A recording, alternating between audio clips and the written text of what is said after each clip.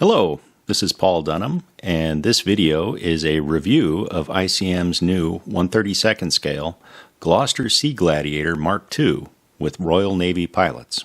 ICM first issued a Gloster Gladiator in 2019 and a Sea Gladiator in 2020. For 2024, the Sea Gladiator has been issued again with a set of 3 Royal Navy figures included. Except for the figures in the box art, this new kit is the same as the 2020 Sea Gladiator kit. The kit includes 6 trees of parts in gray plastic, 1 tree of clear parts, decals, and instructions.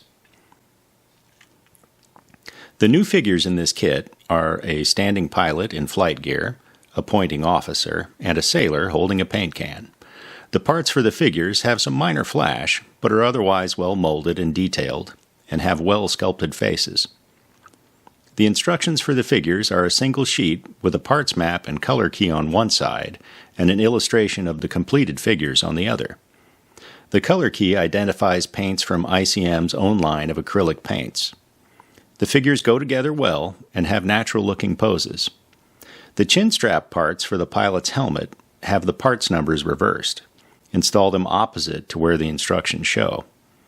The pilot's parachute is well detailed, but doesn't seem to drape over his shoulder in a natural way.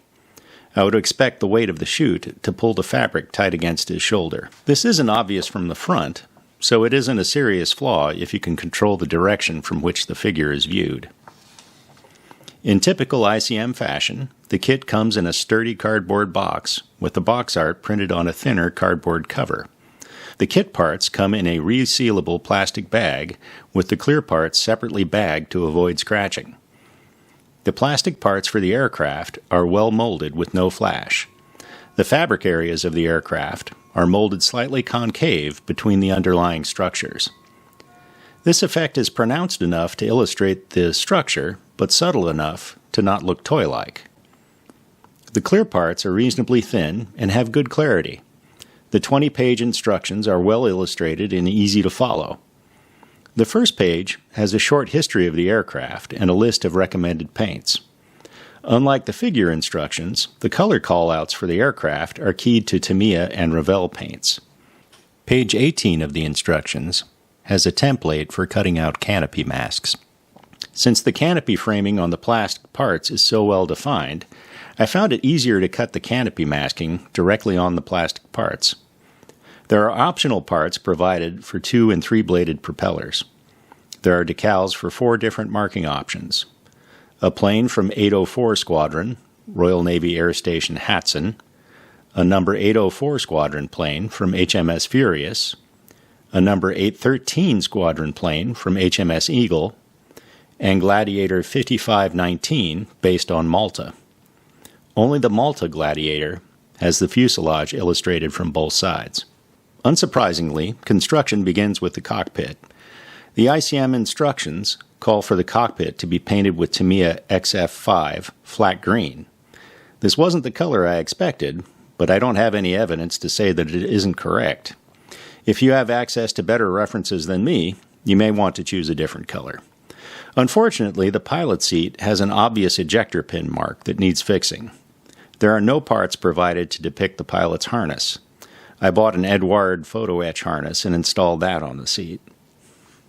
The instructions seem to indicate that the instrument decals are grouped together on decals number 1 and 2. There's actually no carrier film between the instrument decals. You will need to apply each one of them individually. The gun sight is molded in gray plastic and is missing the clear reflector. I scratch-built the clear portion with some packing material. The bottom of the gun sight D12 has a round locating pin, but the mounting hole on the bottom of the gun sight bracket has a half-moon-shaped mounting hole. The tail wheel strut is meant to be trapped between the fuselage sides early in construction. I was worried that I would break the strut in subsequent steps, so I mounted a plastic block in the tail to accept a wire that I inserted into the top of the strut. A beacon E4 and radio antenna insulator E3 need to be installed before closing the fuselage. I missed these parts and had to scratch build substitutes to install from the outside. The instructions have you install the rudder mount D56 after the fuselage sides are glued together. However, the sides of the rudder mount are tapered to fit inside the contours of the fuselage, so it's easier to install it before gluing the sides together. When test fitting the lower wing parts, I found a slight gap in the trailing edge seam. I thinned the inner surfaces of these parts for a better fit. When gluing the top and bottom of the wings together, don't force the gap in the aileron hinges closed. If you do, you will get a step between the aileron and the wing. When I was installing my upper wing to the rest of the aircraft, I found that I had to press down on the center portion quite a bit to get the fuselage struts to meet the center of the wing. In retrospect, I think that when I glued the top and bottom of the upper wing together, I flattened the wing too much, so that it didn't have the same dihedral angle as the lower wing. The tops of the fuselage struts have very small pins that locate in shallow holes on the upper wing. If I were to build another Gladiator, I would add some metal pins here for more strength and positive fit. The outboard wing struts fit into sizable sockets on the wings and go together very easily.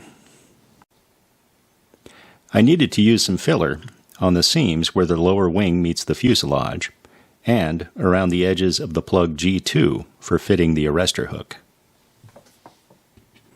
The seam between the landing gear legs and the fuselage doesn't fall in the same place as it does on the real aircraft and will need some careful cleanup. Some panel lines on the top of the nose fade out and need to be rescribed. The air intake under the nose, F6 and F7, has a shallow opening. For better appearance, I removed the plastic that blanked off the opening. The locating pins for the horizontal stabilizers are very small and don't provide a lot of strength or help alignment. If I were to build another Gladiator, I would replace the plastic pins with longer metal ones. The axles are too long for the main wheels to seat all the way. I drilled into the backs of the wheels for a better fit.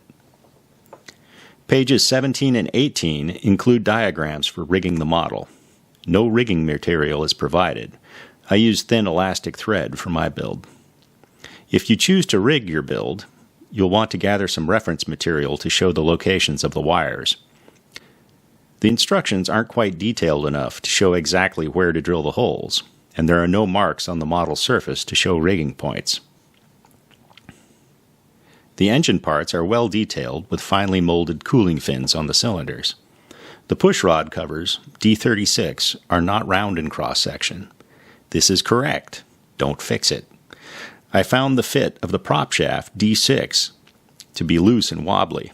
You may want to drill a hole through the crankcase so that you can use a wire prop shaft that will stay centered. The engine can be built with the cowl closed or removed to display the detail. You must decide if you want the cowl open or closed before building the engine. If you want the cowling closed, you have to leave off the valve covers, parts D14. The cowling will not fit over the valve covers. When installing the air intakes, D2, D4, and D7, the orientation of D7 isn't clear from the instructions. Photos of the real aircraft show the long edge facing the inside. The decals are printed in good register and work very well. The carrier film is very thin, and I found that the decals with only black ink were very easy to wrinkle or fold, and require extra care if you tried to slide them into location. There are stencils provided on the decal sheet, but their locations are not shown on the instructions. I decided to apply the stencils using an Airfix instruction sheet. The underwing roundels, decal number 5, seem smaller than what is shown in the instructions. I don't know if the decals or the instructions are correct. ICM Sea Gladiator builds into an attractive and impressive model.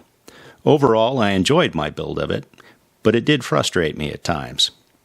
This kit is generally good, but not consistently good. I wouldn't recommend this as someone's first biplane or large-scale build, but an experienced modeler should have no trouble. I'm grateful to ICM and IPMS USA for providing this kit for review. If you're interested in more reviews and news from IPMS USA, subscribe to this channel and click the bell icon for notifications. There are a lot more kit reviews on the IPMS USA Reviews page. To go there, you can click the link in this video's description. Thanks for watching. See you next time. Bye.